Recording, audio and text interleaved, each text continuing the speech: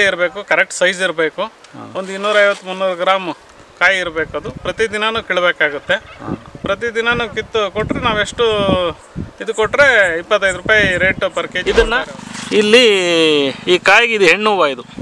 ಇದಕ್ಕೆ ನಾವು ಮುಟ್ಸ್ಬೇಕಾಗುತ್ತೆ, ಪಾಲಿನೇಷನ್ ಮಾಡಬೇಕಾಗುತ್ತೆ. ಇದನ್ನು ಈ ಥರ ತಗೊಂಡು ಇದನ್ನು ಅದಕ್ಕೆ ಪರಾಗಸ್ಪರ್ಶ ಅಂತ ಹೇಳ್ತಾರೆ. ಅದು ಕನ್ನಡದಲ್ಲಿ ನಷ್ಟ ಇಲ್ಲದೆ ಆದಾಯ ನಮಗೆ ಖಂಡಿತ ಸಿಗುತ್ತೆ. ನಾನು ಇದು 5ನೇ ಬೆಳೆ ಮಾಡಿದ್ದೀನಿ.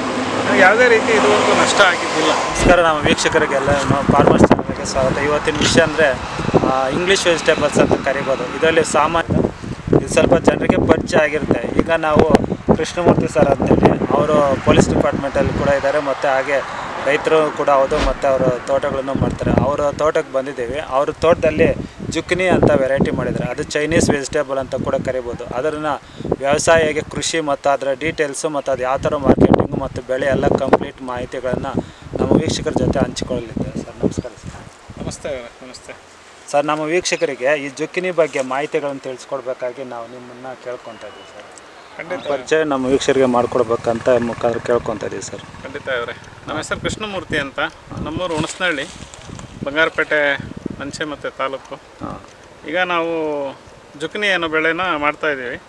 ವಿಲೇಜ್ ಕಾರ್ಟ್ ಅನ್ನೋ ಸಂಸ್ಥೆಯವರು, ಹೊಸಕೋಟೆ ಹತ್ರ ಇದೆ ಅವ್ರದ್ದು ಸಂಸ್ಥೆ. ಅವರು ನಮಗೆ ಬೀಜ ಕೊಡ್ತಾರೆ. ಬೀಜ ಕೊಟ್ಟು ನಾವು ಬೆಳೆದು ಕಾಯಿ ಬೆಳೆದು ಕೊಡಬೇಕಾಗುತ್ತೆ ಅವರಿಗೆ. ಇದು 60 ದಿವಸದ ಬೆಳೆ. 30 ಬೀಜ ಉಳಿದಾಗಿನಿಂದ 30 ದಿವಸಕ್ಕೆ ಕಾಯಿ ಬಿಡೋದಕ್ಕೆ ಸ್ಟಾರ್ಟ್ ಆಗುತ್ತೆ. ಕಾಯಿ ಬಿಟ್ಟ ನಂತರ 30 ದಿವಸಕ್ಕೆ ಕ್ಲೋಸ್ ಆಗುತ್ತೆ. ಸೊ ನಾವು ಕಾಯಿ ಬೆಳೆದು ಕೊಟ್ಟರೆ ಅವರು ನಮಗೆ 25 ರೂಪಾಯಿ ರೇಟಲ್ಲಿ ನಮಗೆ ಕೆಜಿಗೆ ಅವರೇ ತೊಗೊಂಡು ಹೋಗ್ತಾರೆ. ಅವರೇ ತೊಗೊಂಡು ಹೋಗ್ತಾರೆ. ಯಾರ್ಡಲ್ಲಿ ಅವ್ರದ್ದು ಅಂಗಡಿ ಇದೆ. ನಾವು ಅಲ್ಲಿಗೆ ಡೆಲಿವರಿ ಕೊಡಬೇಕಾಗುತ್ತೆ. 25 ರೂಪಾಯಿ ಕಾಸ್ಟು. ನೀಟಾಗಿ ಬೆಳೆದು ಕೊಡ್ಬೇಕು ನಾವು. ಬೀಜ ಅವರು ಕೊಡ್ತಾರೆ, ಉಳಿದಿದ್ದೆಲ್ಲ ನಮ್ಮದೇ ಬಂಡವಾಳ. ಆಮೇಲೆ ಬೀಜದ ಲಾಸ್ಟಲ್ಲಿ ಅವ್ರು ತೊಗೊತಾರೆ ಅಮೌಂಟ್. ಅದು ಎಲ್ಲ ಒಂದೊಂದ್ಸರಿ ತೊಗೊಳ್ತಾರೆ, ಒಂದೊಂದ್ಸರಿ ತೊಗೊಳ್ಳೋದಿಲ್ಲ. ಅಂದರೆ ಸರ್ ಇವಾಗ ನೀವು ಹೇಳಿದ ಪ್ರಕಾರ ತುಂಬ ಫಾಸ್ಟಾಗಿ ಗ್ರೋತ್ ಆಗಿ ಫಾಸ್ಟಾಗಿ ಮುಗಿದೋಗುತ್ತಲ್ಲ ಸರ್? ಫಾಸ್ಟಾಗಿ ಮುಗಿದೋಗುತ್ತೆ. ಆಮೇಲೆ ಒಂದು ಅಡಿಷ್ನಲ್ ಬೆನಿಫಿಟ್ ಏನಿದೆ ಅಂತಂದರೆ, ಈಗ ನಾವು ತರಕಾರಿ ಬೆಳಿತೀವಿ, ಬೆಳೆದು ಏನು ಮಾರ್ಕೆಟ್ ಇದೆ ಗೊತ್ತಾಗಲ್ಲ. ತಗೊಂಡು ಹೋಗ್ತೀವಿ, ಮಾರ್ಕೆಟಲ್ಲಿ ಹಾಕ್ತೀವಿ. ಅವತ್ತೇನಾದ್ರೂ ಸರಕು ಜಾಸ್ತಿ ಬಂದರೆ ನಮ್ಮ ಕಾಯಿಗೆ ಬೆಲೆ ಇರೋದಿಲ್ಲ. ಸೊ ನಷ್ಟ ಆಗೋ ಸಾಧ್ಯತೆ ಇರ್ತವೆ. ಬಟ್ ವಿಲೇಜ್ ಕಾರ್ಡ್ ಸಂಸ್ಥೆಯಿಂದ ಆ ಥರ ಸಮಸ್ಯೆ ಏನು ಇರೋದಿಲ್ಲ ನಮಗೆ. ಅವರೇ ತಗೊಂಡು ಹೋಗ್ತಾರೆ. ನಾವು ಎಷ್ಟು ಬೆಳೆದು ನೀಟಾಗಿ ಬೆಳೆದು ಕೊಡಬೇಕು. ಕಾಯಿ ಕ್ವಾಲಿಟಿ ಇರಬೇಕು, ಕರೆಕ್ಟ್ ಸೈಜ್ ಇರಬೇಕು. ಒಂದು 250-300 ಗ್ರಾಮ್ ಕಾಯಿ ಇರಬೇಕು. ಅದು ಪ್ರತಿದಿನವೂ ಕೀಳಬೇಕಾಗುತ್ತೆ. ಪ್ರತಿದಿನವೂ ಕಿತ್ತು ಕೊಟ್ಟರೆ ನಾವೆಷ್ಟು ಇದು ಕೊಟ್ಟರೆ 25 ರೂಪಾಯಿ ರೇಟ್ ಪರ್ ಕೆ ಜಿ ಕೊಡ್ತಾರೆ ಅವರು. ಸರ್ ಆಮೇಲೆ ಒಂದು ಎಕರೆಗೆ ಎಷ್ಟುವರೆಗೂ ಹಾರ್ವೆಸ್ಟ್ ಮಾಡ್ಬೋದು ಸರ್? ಕೊನೆವರೆಗೂ ಒಂದು ತಿಂಗಳಲ್ಲಿ ಲಾಸ್ಟ್ವರೆಗೂ? ಈಗ ನಾವು ಲಾಸ್ಟ್ ಟೈಮು ಅರ್ಧ ಎಕರೆಗೆ 4 ಟನ್ನು ಬೆಳೆದಿದ್ದೀನಿ. ಆ್ಯಕ್ಚುಲಿ ಅವ್ರು ಹೇಳೋ ಪ್ರಕಾರ ಒಂದು ಗಿಡಕ್ಕೆ ಚೆನ್ನಾಗಿ ಬೆಳೆ ಆದರೆ ಒಂದು ಗಿಡಕ್ಕೆ 4 kg ಕಾಯಿ ಬರುತ್ತೆ ಅಂತ ಹೇಳ್ತಾರೆ. ನಾನು ಲಾಸ್ಟ್ ಟೈಮ್ ಅರ್ಧ ಎಕರೆಗೆ 4 ಟನ್ ಕಾಯಿ ಬೆಳೆದಿದ್ದೀನಿ. ಒಂದು 20 ಎಲ್ಲ ಈ ಇದು ಪೇಪರ್ ಅದು ಹಾಕ್ಬೇಕಾಗತ್ತೆ. ಒಂದು 25-30 ಸಾವಿರ ರೂಪಾಯಿ ಖರ್ಚು ಬರ್ತದೆ. ನಮಗೊಂದು 60-70 ಸಾವಿರ ರೂಪಾಯಿ ನಮಗೆ ಆದಾಯ ಆಗುತ್ತೆ. 2 ತಿಂಗಳ ಬೆಳೆ. ಆಮೇಲೆ ಸರ್ ಇದಕ್ಕೆ ರೋಗಗಳೆಲ್ಲ ಯಾವ್ದು ಜಾಸ್ತಿ ಬರುತ್ತೆ ಸರ್ ಇದಕ್ಕೆ? ಇದು ನೋಡಿ, ಈಗ ಮೈಟ್ಸ್ ಕೂಡ ವೈಟ್ ಸೊಳ್ಳೆ, ಲಾಸ್ಟ್ ಟೈಮ್ ವೈಟ್ ಸೊಳ್ಳೆ ಬಂದಿತ್ತು. ಆಮೇಲೆ ಊಜಿ ಜಾಸ್ತಿ ಇರ್ತದೆ. ಈ ಸಾಮಾನ್ಯ ನಾವು ಸೌತೆಕಾಯಿ ಬೆಳೆದಂಗೆ ಊಜಿ ಜಾಸ್ತಿ ಇರ್ತದೆ. ಊಜಿ ಕಾಟ ತುಂಬ ಇರ್ತದೆ. ಊಜಿ ಕಾಟ ತುಂಬ ಇದೆ. ಆಮೇಲೆ ಈ ಸರಿ ಒಂದು ಸಮಸ್ಯೆ ಕಾಣಿಸ್ಕೊಂಡಿದೆ ನೋಡಿ, ಪ್ರಕೃತಿಯಲ್ಲಿ ಏನು ತೊಂದರೆ ಆಗುತ್ತೆ ಅಂತೇಳಿ ಪಾಲಿನೇಷನ್ ಸರಿಯಾಗಿ ಆಗ್ತಾ ಇಲ್ಲ. ಏನಂತಂದ್ರೆ ಜೇನುನೊಣ ಕಡಿಮೆ ಇದೆ. ಹೌದು. ಪಾಲಿನೇಷನ್ ಸರಿಯಾಗಿ ಆಗಿಲ್ಲ ಅಂದ್ರೆ ನಮಗೆ ಕಾಯಿ ಬರೋದಿಲ್ಲ. ಸೊ ಈಗ ನಾವು ಮ್ಯಾನ್ಯಲ್ ಆಗಿ ಪಾಲಿನೇಷನ್ ಮಾಡ್ಕೋಬೇಕಾಗುತ್ತೆ. ಪರಾಗಸ್ಪರ್ಶ ಮಾಡಬೇಕಾಗುತ್ತೆ. ಗಂಡು ಹೆಣ್ಣು ಇರ್ತದೆ. ಅದೆರಡು ಪರಾಗಸ್ಪರ್ಶ ಮಾಡಿದಾಗ ಕಾಯಿ ಈಲ್ಡು ಚೆನ್ನಾಗಿ ಬರ್ತದೆ. ಈಲ್ಡ್ ಬರ್ತದೆ. ಗೊಬ್ಬರ ಅದು ಹಾಕೋಬೇಕಾಗುತ್ತೆ. ಮತ್ತೆ ನಾವು ನಾಟಿ ಗೊಬ್ಬರ ಜಾಸ್ತಿ ಹಾಕ್ತೀವಿ ಕುರಿ ಪಿಚ್ಚಿಗೆ ನೆಲದಲ್ಲಿ. ಪ್ರತಿ ಸರಿಗೂ ಒಂದು ಇಷ್ಟು ಇದಕ್ಕೆ 4 ಲೋಡ್ ಹಾಕ್ತಾನೆ. ನಮ್ಮದೇ ಕುರಿಗಳಿದ್ದಾವೆ, ಕುರಿ ಶೆಡ್ ಇದ್ದಾವೆ. ಅದರಿಂದ ಸ್ವಲ್ಪ ಈ ರಾಸಾಯನಿಕ ಗೊಬ್ಬರಗಳು ಸ್ವಲ್ಪ ಕಡಿಮೆ ಹಾಕ್ತೀವಿ ನಾವು. ಸರ್ ಕೆಮಿಕಲ್ ಔಷಧಿಗಳು ಸಿಂಪಡಣೆ ಮಾಡೋದೇ ಕಾರಣ ಅಲ್ವಾ ಜೇನುನೊಣಗಳು ಕಡಿಮೆ ಆಗೋದಕ್ಕೆ? ಈ ಕಡೆ ಎಲ್ಲೂ ಸುತ್ತಮುತ್ತ ಮೊದಲು ಯಾವ ಮರದಲ್ಲಿ ನೋಡಿದ್ರು ಜೇನುನೊಣ ಗೂಡು ಕಟ್ಟಿರ್ತಾ ಇತ್ತು. ಇತ್ತೀಚೆಗೆ ಎಲ್ಲಿ ನೋಡಿದ್ರು ಕೂಡ ಜೇನುನೊಣಗಳು ಇರ್ತಾ ಇಲ್ಲ. ಆಮೇಲೆ ಈಗ 10-11 ಗಂಟೆ 11 ಗಂಟೆ ಮೇಲೆ ನಾವು ಔಷಧಿ ಸಿಂಪಡಣೆ ಮಾಡಿದ್ರೆ ಏನು ಸಮಸ್ಯೆ ಆಗೋದಿಲ್ಲ. ಆದರೆ ಅದಕ್ಕೆ ಒಳಗಡೆ ಏನಾದರೂ ಮಾಡಿದ್ರೆ ಜೇನುನೊಣ ಬರೋದೇ ಒಂದು 7 ಗಂಟೆಗೆ ಬೆಳಗ್ಗೆ ಬಂದಿರ್ತವೆ. ಅಂದರೆ ಕಡಿಮೆ ಇರ್ತವೆ. ಇಷ್ಟಕ್ಕೂ ಒಂದು 20-30 ಜೇನುನೊಣ ಇದ್ರೆ ಸಾಕು, ಆಟೋಮೆಟಿಕ್ಕಾಗಿ ಪಾಲಿನೇಷನ್ ಆಗ್ತಾ ಇತ್ತು. ಈಗ 20-30 ಜೇನುನೊಣಕ್ಕೂ ಕೊರತೆ ಆಗಿದೆ. ಅಷ್ಟಕ್ಕೂ ಕೊರತೆ ಆಗ್ಬಿಟ್ಟು ಅಷ್ಟಕ್ಕೂ ಕೊರತೆ ಆಗಿರೋದ್ರಿಂದ ಈಗ ಲಾಸ್ಟ್ ಟೈಮು ಪಾಲಿನೇಷನ್ ಆಗದೆ ನಮಗೆ ಬೆಳೆ ನಷ್ಟ ಆಯಿತು, ಅರ್ಧ ಬೆಳೆನೇ ಆಗಿದ್ದು. ಸೊ ಈ ಸರಿ ಅವರು ಸಂಸ್ಥೆಯವರು ನಮ್ಗೆ ಹೇಳಿ ನೀವೇ ಮ್ಯಾನ್ಯಲ್ ಪಾಲಿನೇಷನ್ ಮಾಡ್ಕೊಂಡು ಸೊ ಈಲ್ಡು ಚೆನ್ನಾಗಿ ಬರ್ತಾ ಇದೆ. ಈಗ ಒಂದು ವಾರದಿಂದ ನಾವು ಕಟಾವು ಮಾಡ್ತಾ ಇದ್ದೀವಿ. ಬರೀ ಒಂದು ತಿಂಗಳಲ್ಲಿ ಹಾರ್ವೆಸ್ಟ್ ಸ್ಟಾರ್ಟ್ ಆಗಿ ಕಂಪ್ಲೀಟ್ ಆಗಿಬಿಡುತ್ತಲ್ಲ? 30 ಡೇಸ್. 30 ಡೇಸ್. ಈಗ 1ನೇ ತಾರೀಕು ಉಳಿದ್ರೆ 30ನೇ ತಾರೀಕು ಅಥವಾ 1ನೇ ತಾರೀಕಿಗೆ ಕಾಯಿ ಸ್ಟಾರ್ಟ್ ಆಗುತ್ತೆ, ಈಲ್ಡ್ ಸ್ಟಾರ್ಟ್ ಆಗುತ್ತೆ. ನೆಕ್ಸ್ಟ್ 30ನೇ ತಾರೀಕು ಕ್ಲೋಸ್ ಆಗುತ್ತೆ. 60 ಡೇಸ್ಗೆ ಎಲ್ಲ ಕ್ಲೋಸ್ ಆಗಿಬಿಡುತ್ತೆ. ಸರ್ ಇದು ಈಗ ನಾವು ಕಣ್ಣಲ್ಲಿ ನೋಡ್ತಾ ಇದ್ದೀವಿ ಸರ್, ಇದು ಇನ್ನೂ ಹೈಟ್ ಬೆಳೆಯುತ್ತಾ ಅಥವಾ ಬಳ್ಳಿ ಥರ ಏನಾದರೂ? ಇಲ್ಲ, ಇಷ್ಟೇ ಇಷ್ಟೇ ಇದೆ. ಇದಕ್ಕೆ ನಾವು ಏನು ಕಟ್ಟಂಗಿಲ್ಲ. ಒಂದು ಹೇಳ್ಬೇಕಂತಂದ್ರೆ ಕೆಲಸ ತುಂಬ ಕಡಿಮೆ, ಒಂದು 2 ಅವರ್ ಕೆಲಸ ಪರ್ ಡೇ, 2 ಅವರ್ಸ್. ಅಂದರೆ ಡೈಲಿ ಹಾರ್ವೆಸ್ಟ್ ಮಾಡಬೇಕಾಗತ್ತಲ್ಲ ಸರ್? ಡೈಲಿ ಹಾರ್ವೆಸ್ಟ್ ಮಾಡಬೇಕಾಗುತ್ತೆ. ನಾವು ಪೊಲೀಸ್ ಡಿಪಾರ್ಟ್ಮೆಂಟು ಸಿಗುವಂಥ ಸಮಯದಲ್ಲಿ ಇದೊಂದು ಕೆಲಸ ಮಾಡಿ ಅಗ್ರಿಕಲ್ಚರ್ ಜೊತೆಲಿ ಇಟ್ಕೊಂಡಿದ್ದೀವಿ. ಈ ಒಂದು ಸಂಸ್ಥೆಯವರು, ವಿಲೇಜ್ ಕಾರ್ಡ್ ಸಂಸ್ಥೆಯವರು, ಹರಿಪ್ರಸಾದ್ ಅನ್ನೋರು ಇದ್ರ ಮಾಲೀಕರು, ಅವರು ಇದನ್ನ ಕೊಟ್ಟಿದ್ದಾರೆ. ಏನಂದ್ರೆ ನಮಗೆ ಖಂಡಿತ ಪ್ರಾಫಿಟೇಬಲ್ ಅಂತ. ಈಗ ನಾವು ಬೇರೆ ತರಕಾರಿಗಳು ಹಾಕ್ತಿವಿ, ಗ್ಯಾರಂಟಿ ಇರೋಲ್ಲ. ಈಗ ಬೇರೆ ಟೊಮೆಟೊ ಹಾಕ್ಬೋದು, ಬೇರೆ ಕೋಸು ಹಾಕ್ತಾರೆ, ಬಂದರೆ ಬಂತು, ಇಲ್ಲ ಅಂದರೆ ಇಲ್ಲ.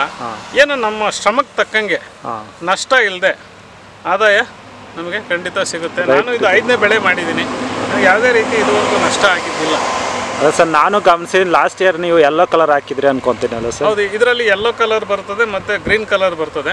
ಅವರು ಡಿಪೆಂಡಿಂಗ್ ಅಪಾನ್ ದೇರ್ ನೀಡ್, ಅವರು ಏನು ಅವಶ್ಯಕತೆ ಇರ್ತದೆ, ಅವರು ಇಂಡೆಂಟ್ಗಳು ಬೇರೆ ಬೇರೆ ಕೊಟ್ಟಿರ್ತಾರೆ, ಬೇರೆ ಬೇರೆ ಕಡೆಗಳಲ್ಲಿ ಕೊಟ್ಟಿರ್ತಾರೆ.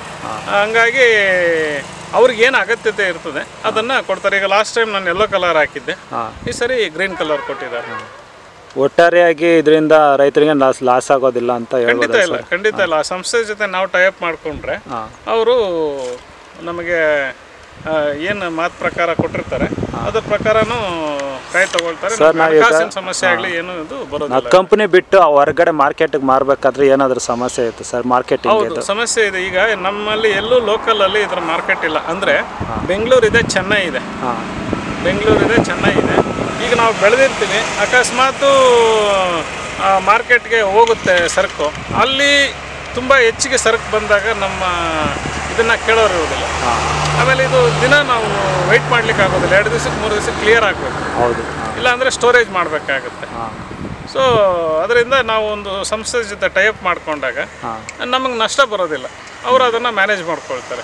ಅವ್ರಿಗೆ ಇಂಡೆಂಟ್ ಇರ್ತದೆ, ಆರ್ಡರ್ಸ್ ಇರ್ತದೆ, ದೊಡ್ಡ ದೊಡ್ಡ ಸಪ್ಲೈ ಆರ್ಡರ್ಸ್ ತೊಗೊಂಡಿರ್ತಾರೆ. ಅವ್ರು ಅದ್ರ ಪ್ರಕಾರ ಅದಕ್ಕೆ ಸಪ್ಲೈ ಕೊಟ್ಕೊಳ್ತಾರೆ.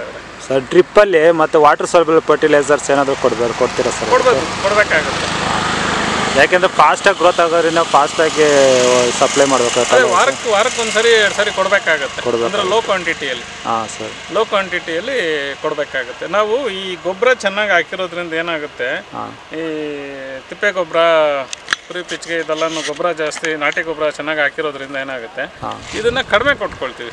ಮೈಕ್ರೋ ನ್ಯೂಟ್ರಿಯೆಂಟ್ಸ್ ಲೈಟಾಗಿ ಕೊಟ್ಕೊಳ್ತೀವಿ. ಹೌದು ಇವರೇ. ಹೌದು ಸರ್. ಫುಲ್ ಕೆಮಿಕಲಲ್ಲೇ ಮಾಡಿದ್ರೂ ರೋಗಗಳು ಜಾಸ್ತಿ ಆಗುತ್ತಲ್ಲ? ಖಂಡಿತ. ಹೌದು, ನೀವೇ ನೋಡ್ತಾ ಇದ್ದೀರಲ್ಲ, ಗಿಡ ನಮಗೇನು ಸಮಸ್ಯೆ ಇಲ್ಲ, ಚೆನ್ನಾಗಿದೆ. ಒಂದು ಕಾಯಿ ತೂಕ ಸರ್ ಕಂಪ್ನಿಯವರು ಎಷ್ಟು ಬರ್ಬೇಕಂತ ಕೇಳ್ತಾರೆ? ಅವರು 250ರಿಂದ 350 ಗ್ರಾಮ್, 300 ಗ್ರಾಮ್ ಕೇಳ್ತಾರೆ ಮ್ಯಾಕ್ಸಿಮಮ್. ಅದ್ರ ಮೇಲೆ ಬಂದರೆ ಕ್ವಾಲಿಫೈ ತೆಗ್ದಾಕ್ತಾರೆ, ರಿಜೆಕ್ಟ್ ಮಾಡ್ತಾರೆ ಅವರು. ಈಗ ಅವ್ರಿಗೆ ಅದು ಕಂಪನಿ ಟೈಅಪ್ಸ್ ಇರ್ತವೆ, ಅವ್ರು ಇಷ್ಟೇ ಸೈಜ್ ಕೊಡ್ಬೇಕಂತ ಇರ್ತದೆ. ಆ ಸೈಜು ನಾವು ಪಾಲಿನೇಷನ್ ಬಗ್ಗೆ ಯಾವ ಥರ ಇದೆ ಅಂತ ಹೇಳ್ಕೊಡ್ತೀವಿ. ಪಾಲಿನೇಷನ್ ನೋಡಿದರೆ ಈ ಥರ ಈ ದಿಂಡು ಕಡ್ಡಿ ಥರ ಇರ್ತದೆ. ಇದು ಗಂಡು ಹೂವು.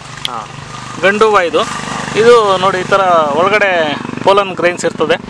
ಇದನ್ನು ಇಲ್ಲಿ ಈ ಕಾಯಿಗೆ ಇದು ಹೆಣ್ಣು ಹೂವು. ಇದು ಇದಕ್ಕೆ ನಾವು ಮುಟ್ಟಿಸ್ಬೇಕಾಗುತ್ತೆ, ಪಾಲಿನೇಷನ್ ಮಾಡಬೇಕಾಗುತ್ತೆ. ಇದನ್ನು ಈ ಥರ ತಗೊಂಡು ಇದನ್ನು ಅದಕ್ಕೆ ಪರಾಗಸ್ಪರ್ಶ ಅಂತ ಹೇಳ್ತಾರೆ ಅದು ಕನ್ನಡದಲ್ಲಿ.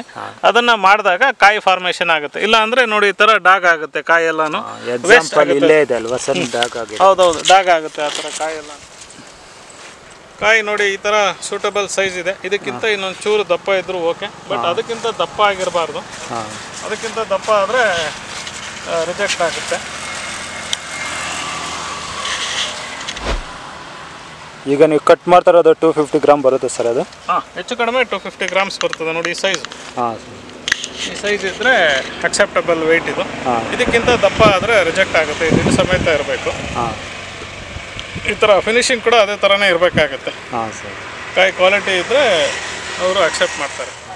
ನಮ್ಮಲ್ಲಿ ಕೂಡ ನಮ್ಮಲ್ಲಿ ಕೂಡ ಈ ಕಾಯನ್ನು ಪಲ್ಯ ಮಾಡಿ ತಿನ್ಬೋದು, ಆದರೆ ಹೀಟ್ ಜಾಸ್ತಿ ಇರ್ತದೆ. ನಮ್ಮ ಹಾಗಲಕಾಯಿ ಇದ್ದಂತೆ ಇದು ಹೀಟ್ ಜಾಸ್ತಿ. ಅಂದರೆ ಅಪರೂಪಕ್ಕೆ ಒಂದ್ಸಲ ತಿಂದರೆ ಪರವಾಗಿಲ್ಲ. ನಾವು ಮಾಡಿ ತಿಂದಿದ್ದೀವಿ, ಚಪಾತಿಗೆ ಭಾಳ ಚೆನ್ನಾಗಿರ್ತದೆ ಪಲ್ಯ. ಇದು ಜುಕ್ನಿ ಅಂತೇಳಿ, ZUCCHINI. ನಮ್ಮ ವೀಕ್ಷಕರಿಗೆ ಇದ್ರ ಬಗ್ಗೆ ಮಾಹಿತಿ ತಿಳಿಸಿಕೊಟ್ಟಿದ್ದಕ್ಕೆ ನಿಮಗೆ ಧನ್ಯವಾದಗಳು ಸರ್. ಖಂಡಿತ ನಮಸ್ಕಾರ.